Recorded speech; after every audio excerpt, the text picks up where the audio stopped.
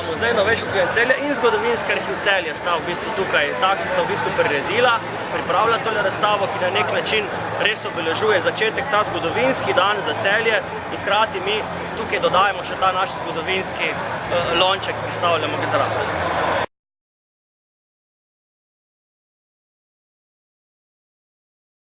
To se meni zdi kar en izmed pomembnejših poudarkov, ki jih tudi izpostavljamo na tej razstavi z ulice na prvenstvo,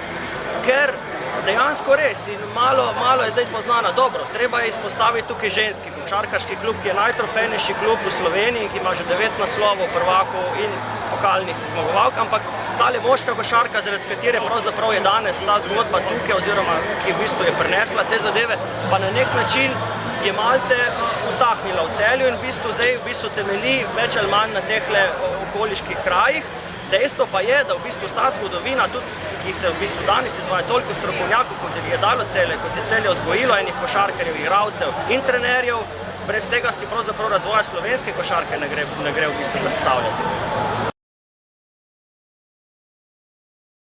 Veste, z imeni je vedno težko zdaj operirati. Seveda treba omeniti najprej Slavka Kokota, ki je bil v bistvu pionir celjske košarke. Kasneje so se tukaj dokazovali različni, predvsem gre tukaj za izpostaviti Milana Čepina, ki je prišel iz fakultete za šport oziroma iz takratnega Državnega inštituta za fizkulturo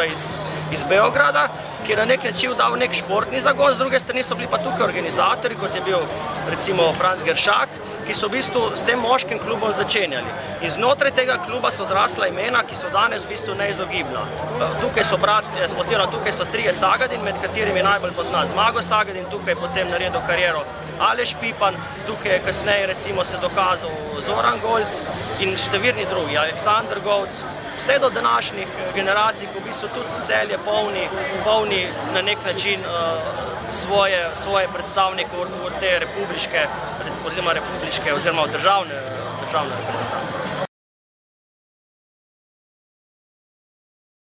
Razstavo smo pripravljali kakšno, recimo okvirno temu 2 do 3 mesece, s tem, da smo v zadnjem času jasno bolj intenzivno delali. Pomembno se nam zdi tukaj, in tu ne smemo pozabiti, da izpostavimo imena, kot sem jih prej že v bistvu nekaj nakazal v govoru, Milan Čepin, Vili Šuster, Franc Ramskugler in Marko Zorko, ki so bili neka vez med nami in med drugimi košarkaškimi delavci, ki so v bistvu pomagali nam z gradivom, da je to gradivo pač zdaj danes tukaj predstavljeno na ta način, kot si predstavljam, da smo ga na najboljši način možno predstavili.